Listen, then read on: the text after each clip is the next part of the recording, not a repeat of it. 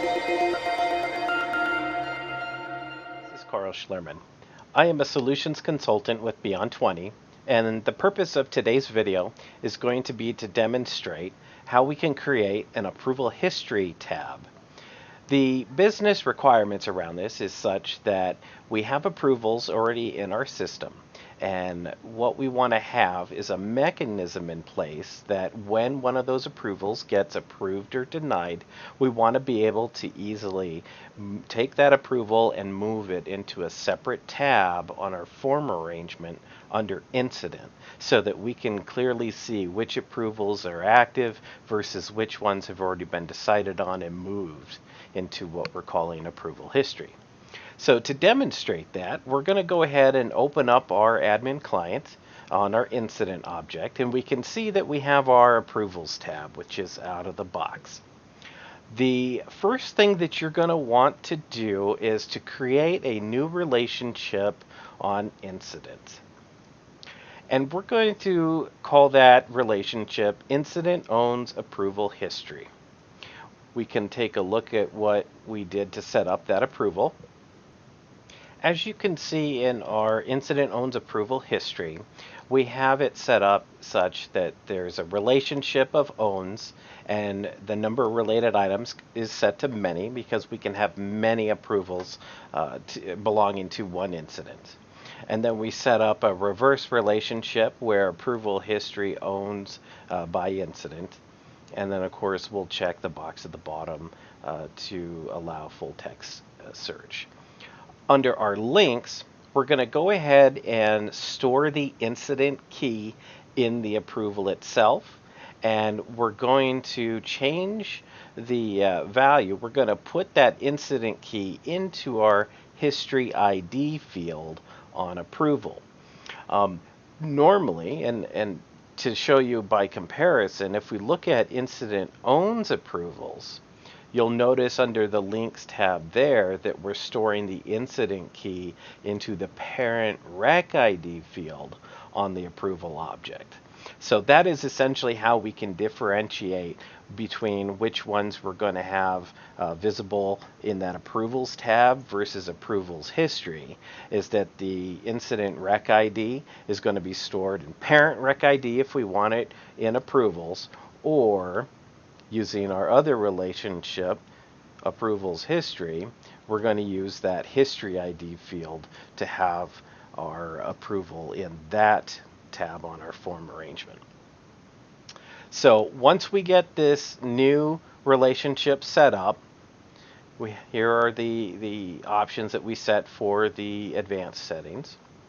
Once the relationship is set up, we can then go to our form arrangement on incident, and you'll notice over here on the left side of the screen you'll see all the different relationships that we have for our incident object. And so in order to get the approval history tab over here on your form arrangement, you just go ahead and locate the relationship that you just created, incident owns approval history, click and drag it and drop it down here onto the form arrangement tab.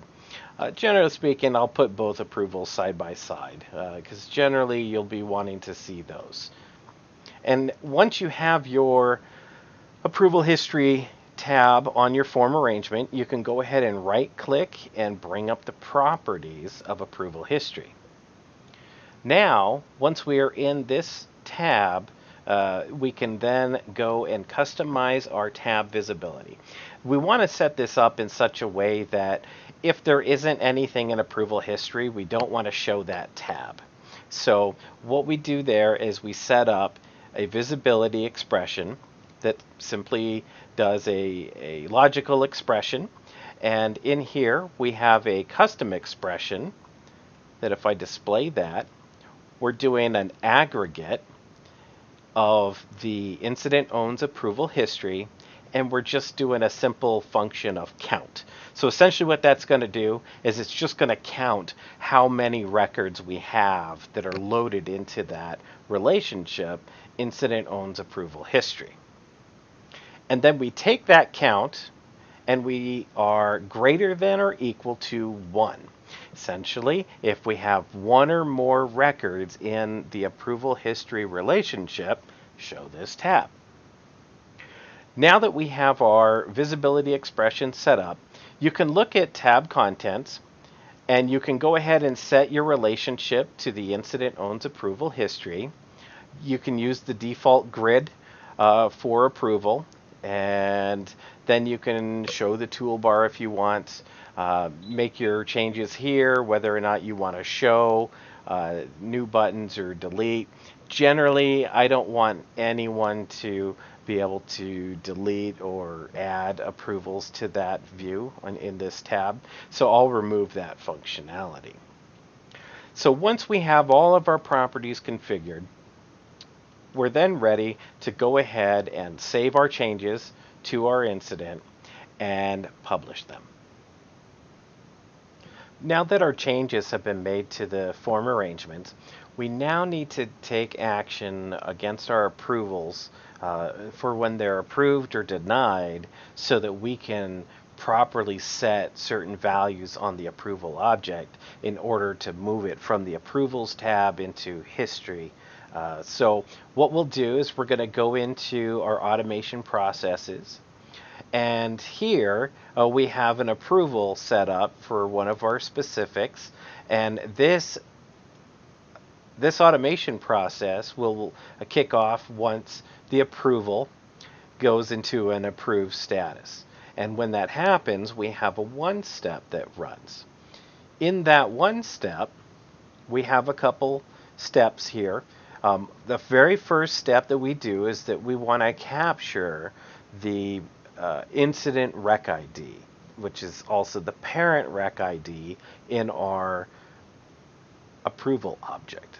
And so to do that, we're going to do an update of variable or stored value and drag it into our one step, and we're going to give the variable a name, and then we're going to give it a value of incident rec ID.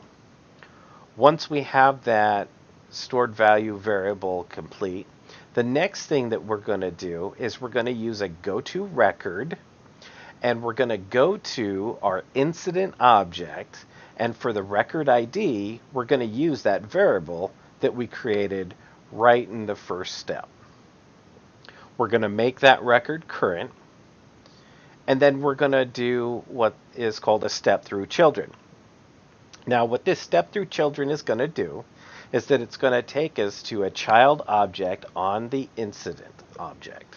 In this case, our child business object is going to be approval, and we're going through the incident owns approval relationship.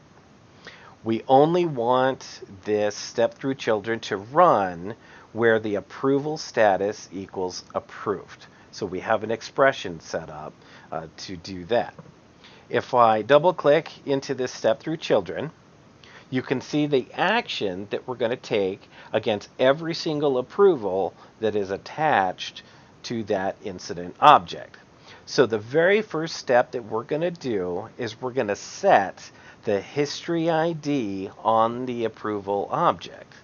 And in our update field, you can see that we're setting the history ID field, and we're going to give it the value approval parent rec ID, which the parent rec ID is also the rec ID of the incident. Once we set the history ID, we then want to go and perform two other actions against the approval object. And here, we're just going to clear the block ID, and then we're going to clear the parent rec ID. So we're going to go ahead and have that run against all approvals that have the status equal to approved. Once we have that one step created and it's part of our automation process, we are now ready to begin testing on this approval being created on the incident object in the approval tab, and then once it's approved or denied, it'll then move over into our approval history. Now that we've been able to publish that blueprint in the admin client, The next step and final step is for us to test our approval in our rich client to make sure that, well, one, our approvals are getting created, but then as those approvals are being approved or denied, that they're getting properly moved over to the approval history tab.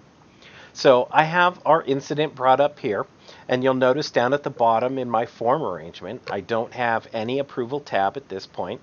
So I'm going to go ahead and save this record. And then we have our automation process in the background that will run, and it'll create that initial approval. Now that our automation process has finished running, we can reload our record, and you'll see that we now have the approval tab down in our form arrangement.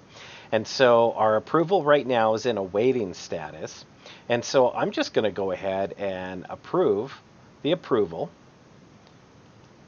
And then we have our other automation process, which is looking for that approval that has been approved. And what that'll do is it'll take the action that we set up in our one step to set the history ID and then to clear out the parent rec ID and the block ID of this approval record so that it'll move it appropriately to our approval history tab.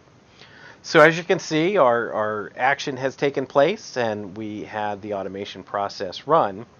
The approval tab has now disappeared, and now I have our approval history tab, which has our approval in it as an approved status, and it has been properly relocated to an approval history.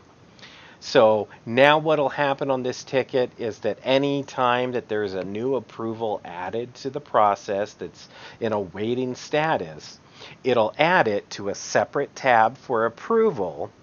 And then once that approval is approved or denied, it'll just move it into our history tab. And so long as that there are existing approvals that are linked to this incident, it'll show up in approval history. And that concludes this video for demonstrating how we can create an approval history tab in our form arrangement by building that relationship and then going through and making our customizations to the form arrangement on incident, as well as adding the pieces to our approve or and denied one steps that go through and they'll populate the history ID, clear out the parent rec ID and the block ID so that we can take an approval and move it from our approvals tab into our approvals history tab. Thank you very much, and I hope this was helpful. As always, please take a look at any of our other videos on Beyond 20's YouTube channel. Thank you very much.